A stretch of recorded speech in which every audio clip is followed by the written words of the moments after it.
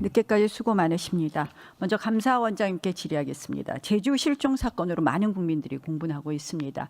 지금 경찰청과 정부가 자체 셀프 조사하겠다고 하는데요. 사실은 객관성과 신뢰성이 문제되고 있습니다. 감사원이 이 전체 실종 사건이라든지 이런 부분에 대해서 전수 감사할 그런 계획이 있으십니까?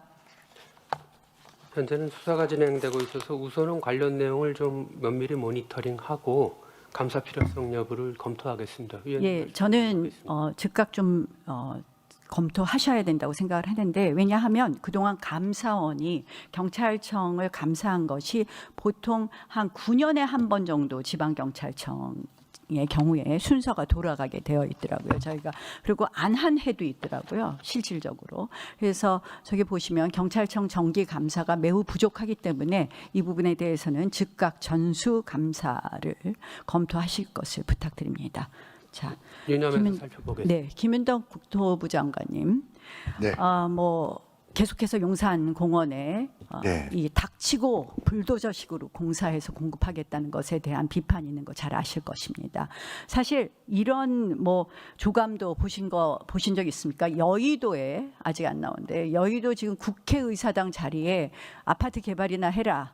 국회 뭐 하느냐, 가장 생산성이 낮은 곳에 아파트 개발이나 하라. 저는 일면 공감되는 부분이 있더라고요.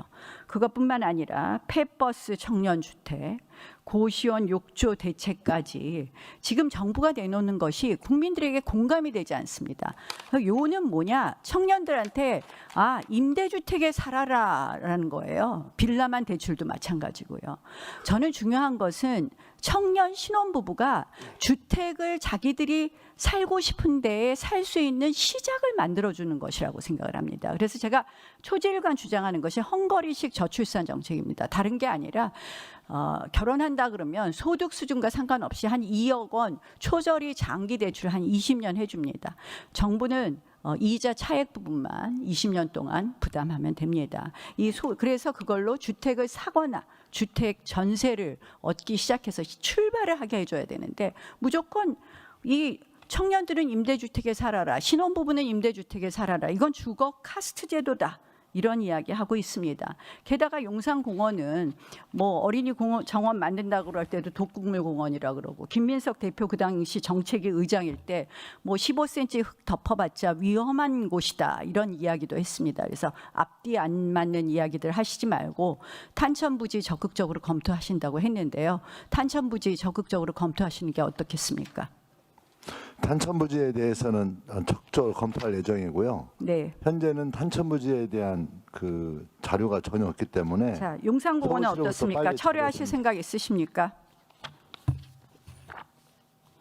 공원은 한 번 만들면, 한 번 없어지면 불가역적으로 됩니다. 저는 이 부분에 대해서 적극적으로 제고해 주실 것을 말씀드리고요. 의원님, 공원도 한 가지 위험하다고 했는데 말씀드리고 싶은 건 용산공원을 없애겠다고 하는 주장은 어디에서 들으셨습니까? 공원 용산공원을 실질적으로 없애겠다는 건 없애는 한 쪽으로 번도 가니까 지금 말한 적이 없는데요. 자, 그러면 다행인데요. 용산 부분에 있어서 임대주택 짓는 거 제고해 주실 것을 촉구합니다. 왜냐?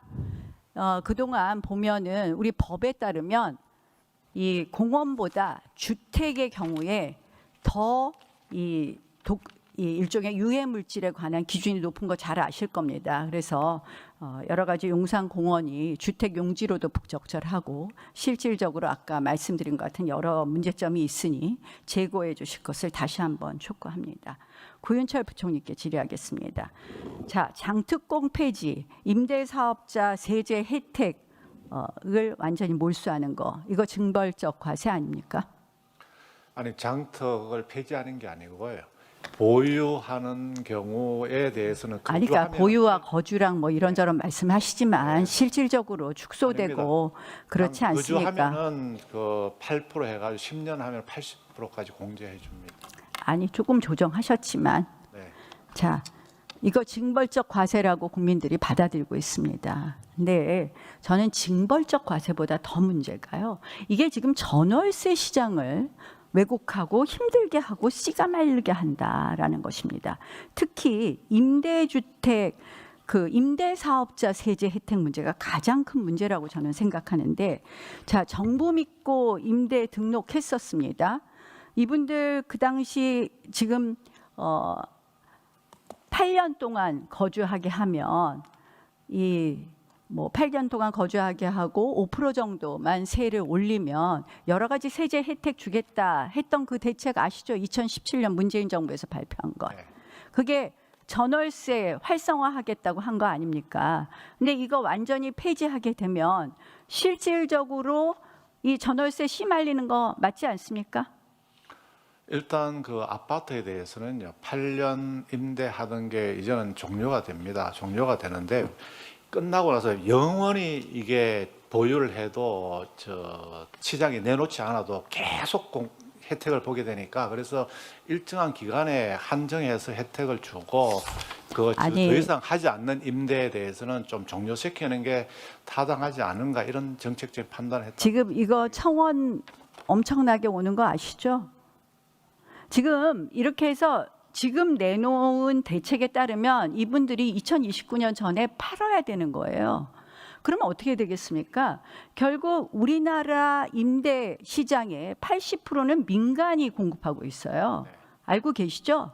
이분들이 내놓으면 내년에 22,800가구, 내후년에 14,800가구가 없어지게 됩니다. 임대 시장에. 그러면 전세 임대 씨가 마르는 거 맞지 않겠습니까?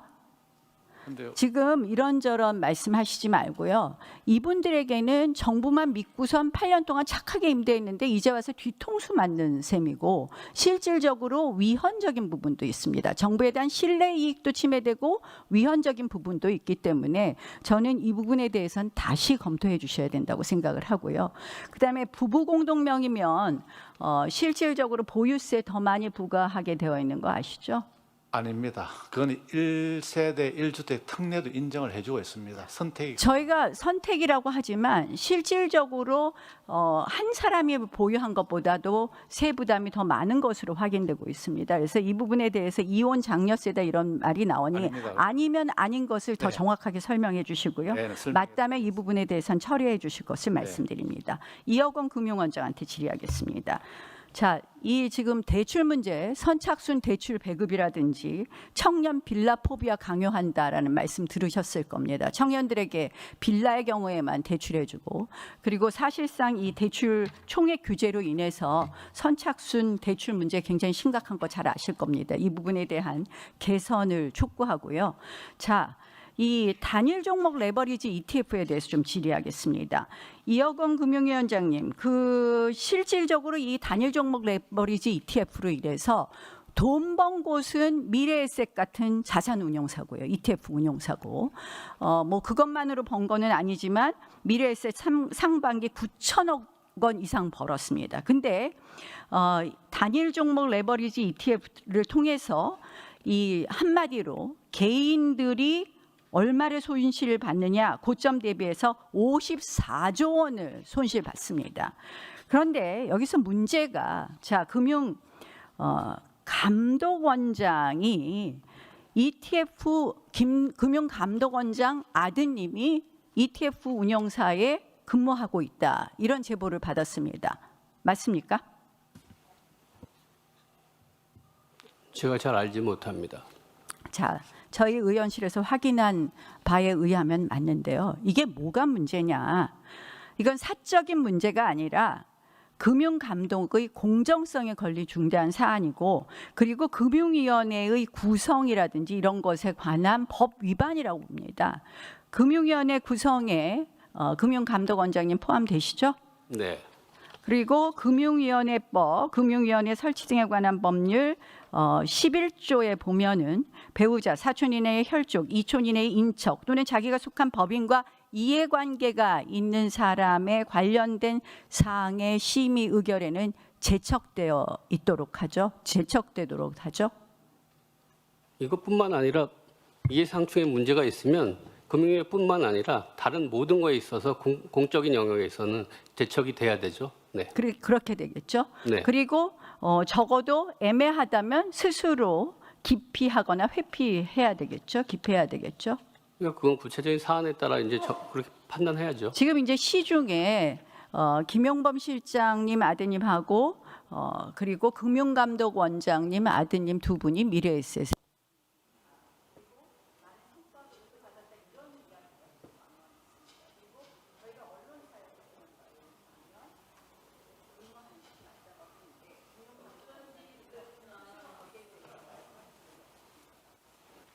제가 잘 안 들어서 모르는데 그건 저런 것들은 사실관계에 따라 판단해야 될 것 같고요. 네.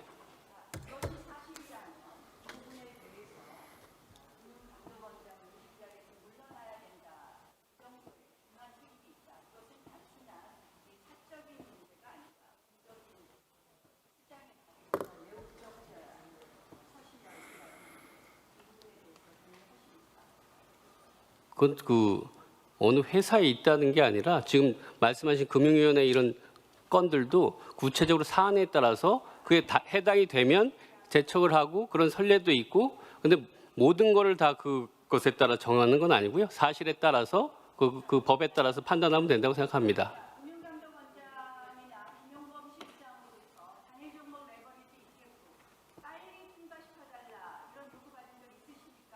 없습니다. 네.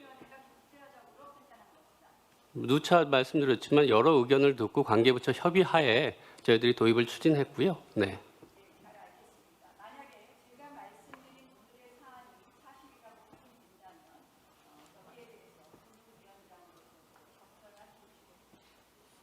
네, 알겠습니다. 그리고 아까 말씀드린 거 답변 하나 더 드려도 될까요? 네, 그렇습니다. 네, 네. 낙연으로 아까 들어가셔도 되겠습니다. 네, 아까 부동산 대출 문제 같은 경우는 저희들이 총량 관리 부분을 1.5%에서 3%로 합리적으로 조정하면서 그런 문제를 해소했고요. 그다음에 그 빌라 문제 같은 경우도 아까도 누차 말씀드렸는데 저희들이 기존 프로그램을 대체하고 빌라로만 가라고 그러는 게 아니라 기존 프로그램은 그래도 있으면서 이거는 사회 초년생들을 위한 월세 부담을 완화시키기 위한 별도의 새로운 선택지를 준 거기 때문에요. 네.